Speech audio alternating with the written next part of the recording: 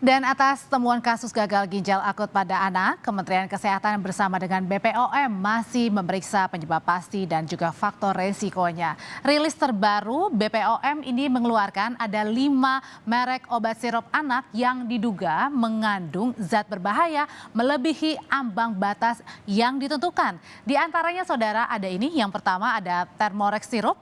Kemudian ada Flurin DMP sirup, ini adalah obat batuk dan juga obat flu. Kemudian ada Une Baby Cough sirup, obat batuk dan flu. Ada juga obat demam, Uni Baby Demam sirup dan Uni Baby Demam drops. Ini merupakan obat demam. Dan berikutnya dari 5 merek yang tadi sudah ditarik oleh BPOM, ada temuan zat kimia berbahaya dan ada 3 zat yang berbahaya yang ditemukan pada kasus pasien gagal ginjal akut anak. 3 zat berbahaya itu adalah etilen glikol, ada dietilin glikol atau DEG dan EGBE. Menteri Kesehatan Budi Gunadi Sadikin saudara menyebut pemerintah sudah menemukan obat penawar untuk kasus gangguan ginjal akut pada anak. Menteri Kesehatan menyebut obat penawar itu didatangkan langsung dari Singapura dan sudah diuji di Rumah Sakit Cipto Mangunkusumo. Obat itu sudah dicoba ke 4 pasien gagal atau pasien anak gagal ginjal akut dan menunjukkan adanya respon positif. Obat ini akan didatangkan dalam jumlah besar untuk disebarkan ke seluruh rumah sakit. Hingga sekarang kasus gangguan ginjal akut sudah teridentifikasi di 20 provinsi.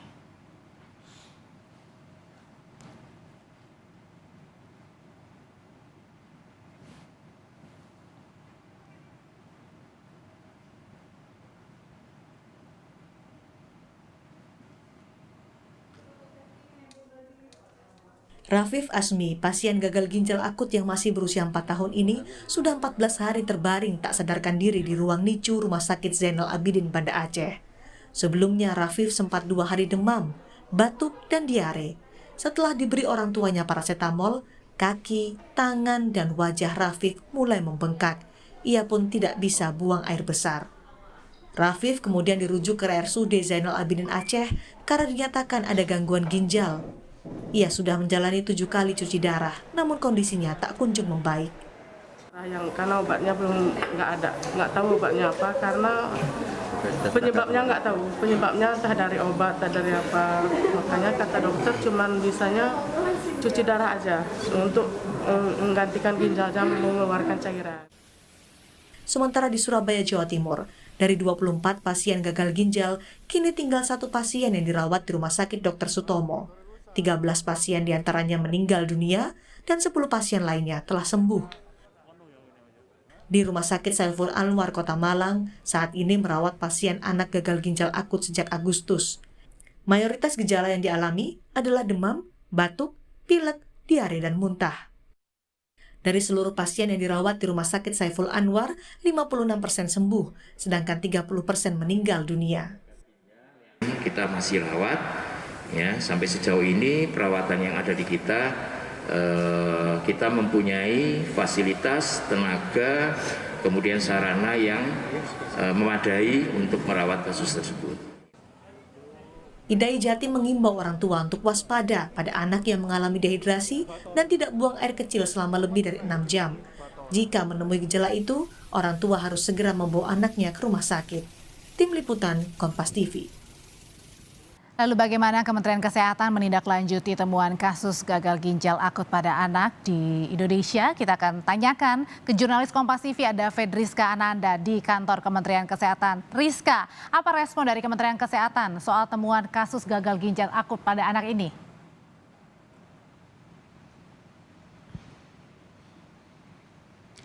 Ya, Audrey, untuk respon dari Kementerian Kesehatan, untuk saat ini kami masih menunggu konfirmasi resmi dari Kementerian Kesehatan. Namun jika kita mengutip pernyataan dari Menteri Kesehatan Budi Gunadi Sadikin dalam Forum Merdeka Barat, dikatakan bahwa telah ditemukan adanya obat yang dapat menawar penyakit dari gagal ginjal akut yang terjadi pada anak ini, yang dinamakan dengan obat antidotum yang berasal dari Singapura. Pemerintah kemudian memberikan pelayanan kesehatan kepada anak-anak yang saat ini dirujuk ke Rumah Sakit RSCM, dan kemudian telah diuji kepada 6 anak obat ini, dan 4 anak diantaranya telah memberikan respon positif terhadap obat ini. Kemarin Selasa pada 18 Oktober pemerintah telah mendatangkan 10 vial obat ini langsung dari Singapura dan kemudian setelah mendapatkan hasil respon positif dari anak-anak yang saat ini dirawat, pemerintah kemudian berencana untuk mendatangkan lebih banyak obat lagi kemudian untuk seterusnya diteruskan kepada rumah sakit di daerah yang dimana setidaknya ada 20 provinsi yang saat ini tercatat terdapat anak-anak dengan gagal ginjal akut yang hingga saat ini masih misterius begitu. Nah kemudian saat ini obat-obat ini masih terus diberikan pelayanan kesehatan kepada anak-anak yang masih saat ini dirawat di rumah sakit RSCM dan kemudian masih diobservasi begitu bagaimana keadaan dari anak-anak ini dan pemerintah berencana bahwa obat-obat ini akan segera didatangkan dari Singapura dalam waktu dekat. Waktu ini kita masuk rumah sakit meninggal 50% kan?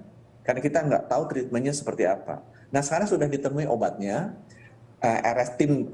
RSCM sebagai tim ahli ginjal nasional, kita datangkan obatnya dari Singapura, sudah tiba kita coba dari 6 pasien, 4 positif responsnya. Oke. Jadi obat ini begitu kita lihat positif, kita akan segera datangkan dalam jumlah yang cukup banyak untuk bisa disebarkan di seluruh rumah sakit. Tapi obat-obatan sekarang sudah teridentifikasi dan sudah kita tes dalam sampel tertentu ya aman bisa dan relatif menyembuhkan. Sekarang kita sedang datangkan dalam jumlah yang cukup besar.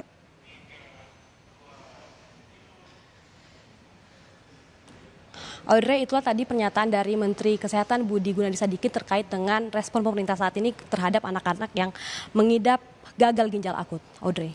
Ada 3 zat ini yang berbahaya yang terkandung di dalam obat sirup ini. Nah, 3 zat ini apa yang sehingga membuat berbahaya, Rizka, dari informasi yang didapat?